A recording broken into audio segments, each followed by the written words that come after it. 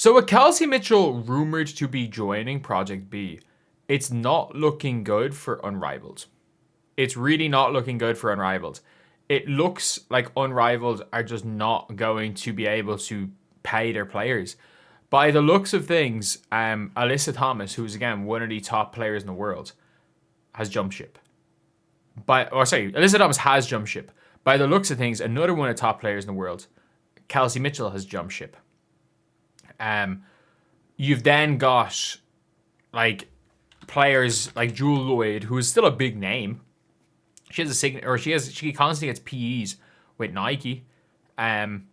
She's a big name. She's jumped ship. By the looks of things, she's jumped ship. Not announced yet. The best player in France. The best young player in France. Janelle Salon. I think Iliana Rupert is the best young player in France. The second best young player in France. The best young player in Germany. Leo Fibisch and what's her name? Leo Fibisch for Germany and Janelle Salon. By the looks of things, by who they follow on Twitter and who they follow on Instagram, it looks like Janelle Salon and Leo Fibisch are going to be in this league. It looks like Marie Johannes is going to be in this league. It looks like they've signed Li Meng and they've signed Mai Yamamoto, who are two of the biggest names in China and Japan, respectively. And Project B is not... They are absolutely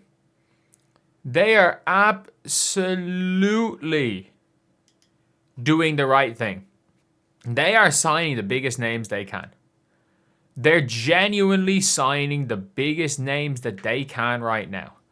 And I would be shocked if we don't see Caitlin Clark and Angel Reese and Sabrina Ionescu and Aja Wilson in this league.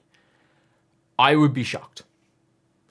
Like, of those, I think the most in likelihood of playing, I think Angel's the most likely to be in it. I think Sabrina second most likely. I think Aja's third most likely, and Caitlin's the least likely.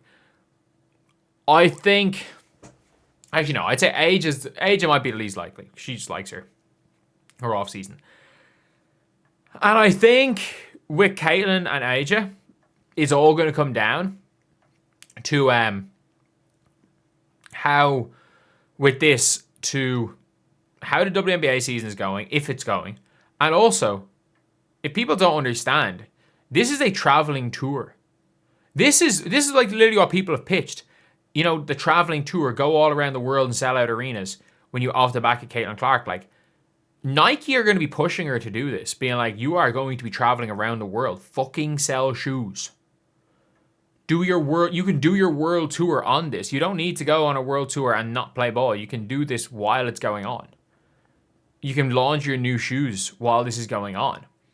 And I personally think that, like, bringing in a Kelsey Mitchell could be huge. It could be actually huge.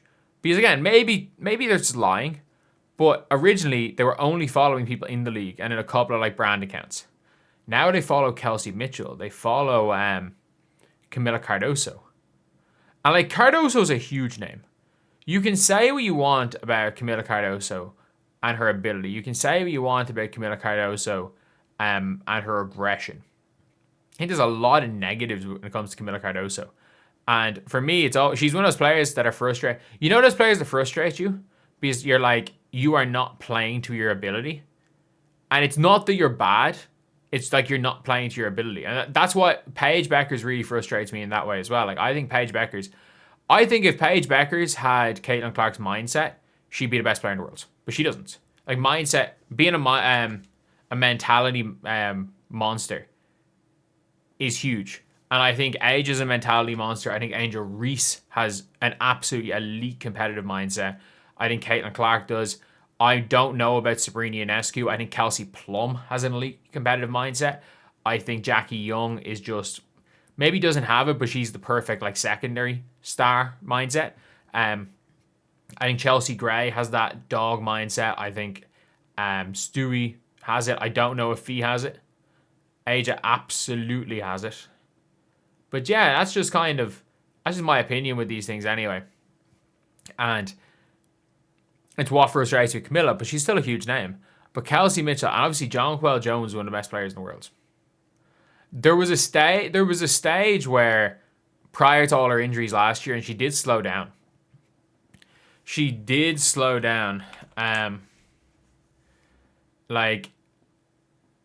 And it does seem in general that with her, maybe she's kind of on the the back nine of her career. And everyone's calling it, the retirement home. Again, if you guys saw on Instagram, they follow Leo Phoebish. Again, they follow Leo Phoebish, Li Meng, and Janelle Salon. Which means, again, these are all relatively big names. Yeah, it means when you go to, let's just say, they're smart about it. You tour Asia and you're playing in Japan, you are going to pack out the arena and everyone's going to go and watch Mai Yamamoto. Like, if this thing ends up being big, everyone's going to pack it out to watch the one Japanese player. To watch the Japanese player playing this league. I don't think it's going to be as important with like Marie Johannes in France, but I think with Cardoso, you could fill out an arena with Brazilians wanting to see Camilla. I think you actually could see with Brazilians wanting to see Camilla. But it is one of those things where when it comes to Kelsey Mitchell, I still think she's the biggest domino. Like, if it turns out that they're not bullshitting. Like, if it turns out that they're not bullshitting and like Kelsey Mitchell's not just and Kelsey Mitchell didn't just accidentally follow Kelsey Mitchell and she's actually, a player in this league. It could be very interesting. I wonder who's following them. What players are following them? So like, they only have, 2,000 or 3,000 followers? 800 followers, Project B. I'm trying to see what players follow them. Verified followers.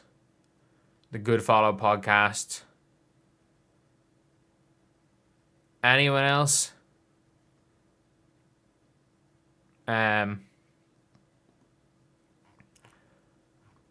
Any other players here to follow them?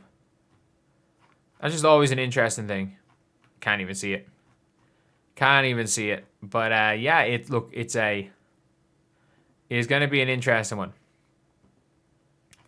Going to be a really, really interesting one to see what ends up happening to Project B. But Project B does look like they have leaked. It looks like they have leaked their following Kelsey Mitchell. And that would be huge.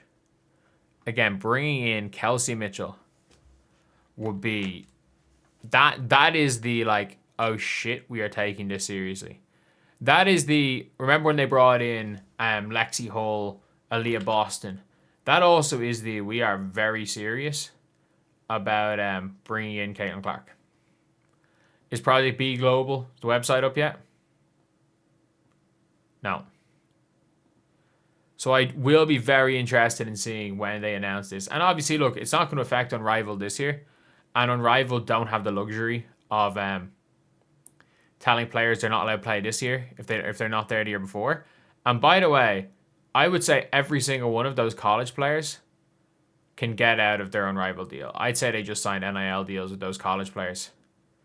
I think they can. I think they should sell the futures Unrivaled. Sell all your merch right now.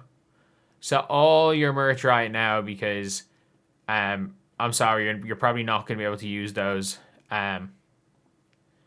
Use that merch for too much longer, and because I mean, look, Juju is an investor in this. You haven't even signed Juju to an NIL deal, like especially like if you're losing Kelsey Mitchell, and then they're also going about it a smarter way by making it travel and bringing in Li Meng and Mai Yamamoto.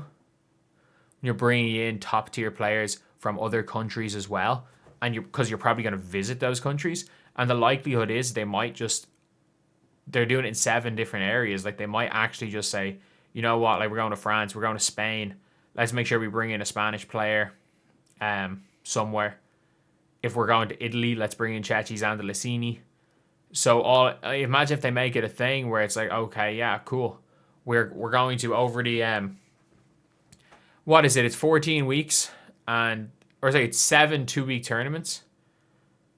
So let's just say you're playing in those 2-week tournaments. They're all going to be into one spot. You make sure you have a person from every single one of those countries. You make sure you have a person for every single one of those countries that's there. They're like a hometown player. But yeah, that's really interesting. Look, it sounds like Project B. Like, it sounds like they have really thought this through. Like, it is mad. It is mad. And honestly, maybe the Project B leak of Kelsey Mitchell is wrong. And if it turns out this is wrong, they're just following random players. But they didn't follow any players until they've announced them. Just like Unrivaled initially, they only follow players after they announced them. So I think something good's going to happen. And I just can't see Unrivaled winning this. I can't see Unrivaled being able to coexist. I can't see Unrivaled being anything other than a development league. And I still think when it's all said and done, even if Unrivaled just dies, I don't think anyone's going to be out there saying that Fee and Stewie did a bad thing or they failed. Because maybe you could argue that without Unrivaled, none of this stuff happens. And I don't think that's the truth, but you could make that argument. I think there are people who probably would make that argument. But anyway, yeah, that is pretty much it, lads. Let me know what you guys think. See you guys.